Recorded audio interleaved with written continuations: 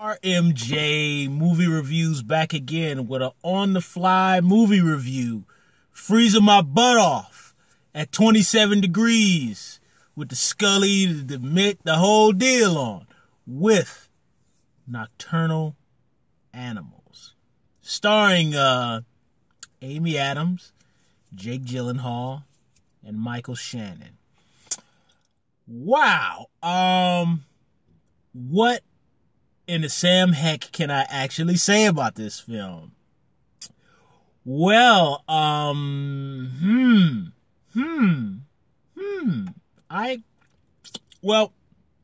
let me just first off say that Nocturnal Animals tells the story of Amy Adams. She's like an art dealer type of personality. Business ain't going too well for her. Her second marriage ain't going too well for her. And she's been trying to reach in contact with her ex-husband, her first husband, played by Jake Gyllenhaal. He hasn't seen her in like 20 years, and he sends her this novel that he was working on, entitled Nocturnal Animals. And she kind of has been wanting to get back in contact with him, so she begins to read this novel that he had written, that he sent to her. And the movie pretty much tells the story of her reading his novel and her remembering them falling in love and their marriage. And it kind of jumps back and forth between the present, the past, and this novel that he wrote. And that tells the story of Nocturnal Animals. This is definitely an art house film, 100%. This movie is not... Oh, God. I'm sorry, that's a popcorn kernel. This movie is not made for everybody. This definitely falls into the same category as like the Neon Demon, or probably a better description would be a David Lynch film. Definitely Twin Peaks-esque. How did I feel about the film? I liked the film. I really did like the film. I enjoyed the film. You know, like I said, it's told in a Tarantino-esque kind of backwards, not linear storytelling, and it's jumping back and forth. Now, the one thing I will say about the movie is it's pretty clear what space and time that it switches at each moment. And the thing that I'm a gigantic Jake Gyllenhaal fan, and one of the things that I love about the film is that Jake Gyllenhaal is such a fantastic actor that he's actually playing throughout the film. He kind of plays he plays two different people, but he plays them kind of at two different stages of their lives. And he's such a good actor that he really plays both sides of both characters very well. Very similar to how he did in that movie Enemy. He's great. I just love Jake Gyllenhaal. I'm a gigantic fan of him. He's like one of my #1 favorite actors right now. The guy who's taking the most risks, who's doing the most unique kind of films. Amy Adams, she's always on top of her A game. Very strong actress. She kind of here is kind of playing it a little bit more subdued a little bit. She kind of gets to break out a little bit more in her scenes with Jake Gyllenhaal and with Laura Congo Primal Fear Lenny, who is playing her mother in this film, which I don't think they're that far apart in age. There might be maybe like a 10-year or 8-year age difference between the two actresses. But Lori Lenny is really like aged up here, and she still looks hot. She looks like a gilf, you know. But, you know, her one scene that she has, very good. Michael Shannon, Zod himself, Eminem's stepdad from 8 Mile. I mean, he always knocks it out the park, and he's a game to the notch here. He's kind of playing kind of maybe like Jeff Bridges' stepbrother from Hell and High Waters, and you know, with a little pinch of Charles Bronson and a tad bit of Pacino and Heat. You know, kind of with the who, what are you up, effing Al? I mean, it's great stuff, man. And I'm not sure the gentleman who actually play the bad guys in the novel aspect of the film.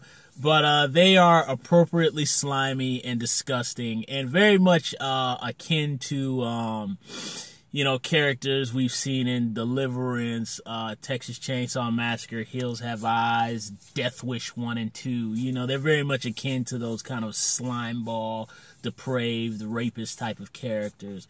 And I will say, the scene that takes place in the novel part of the film, where Jake Gyllenhaal and his wife and his daughter are having a confrontation with these three scumbags on the side of the road. Very, very, very suspenseful, very uneasy, very tension-filled scene. You could feel it in the movie theater. It was such a tense scene. And not going to give anything away, but ultimately doesn't turn out so well. And it's I kind of feel like maybe Jake Gyllenhaal could have, when the reveal happens, I kind of wish he could have turned it up a little bit more there, but nonetheless, it's heart-wrenching. It's really, really heart-wrenching. And the suspense of that scene is so good that it kind of took me a minute to kind of come back. So when the film jumped back to the present with Amy Adams and Jake Gyllenhaal, her ex-husband, I was kind of still stuck in the novel part of the movie. But and I really do like the scenes between Amy Adams and Jake Gyllenhaal from the past when they were first meeting each other. I think there's a scene between them two in the restaurant it's a very sweet, it's a very heartwarming and sweet scene. I really like that scene.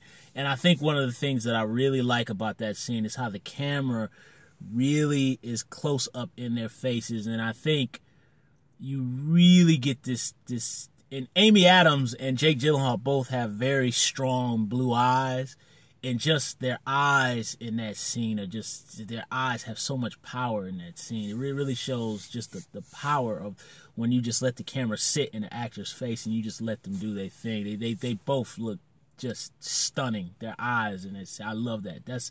I think hands down that's my favorite scene in the entire film, is the scene between Amy Adams and Jake Gyllenhaal when they're in the restaurant, just kind of sparring back, and that romantic, playful banter of sparring back and forth. Really great scene.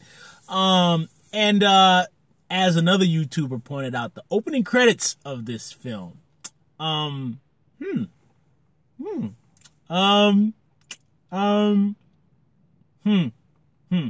I don't really know what to say about that, but I will say that this movie will probably never air on regular TV.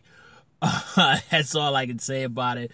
Didn't see any walkouts in here, but I did hear a couple of ruffles in the theater, so yeah. And then, like I said, there's definitely a couple aspects like the opening credits and another scene where somebody is using a toilet out in the open, where I just kind of felt like that was just trying to just be gross, just to be gross, just for gross sake. Which, look, I'm fine with that. Filmmaker do whatever they want to do, but I just kind of felt like, you're just trying to be gross here. It doesn't serve any purpose. So there's a little bit of that kind of wild at heart, Blue Velvet, kind of David Lynch-esque, throw it in there just to gross you out kind of stuff. And then the guy who plays the bad guy in the novel, like I said, he's kind of akin also to Bob from Twin Peaks, the kind of that killer character from that show, if you guys know that show. But all in all, look, this film is not for everybody. It's not for the faint of heart. But if you like art house films that push the boundaries and you're a big fan of the three principles, then by all means check out Nocturnal Animals. It's a tough, challenging film. So if you're up for it, give it a shot. Thumbs up the video, subscribe to the channel, share the video, and leave comments down below about Nocturnal Animals. I'll be back with my holiday movie review of Planes, Trains, and Automobiles. RMJ Movie Reviews. I'll see you soon.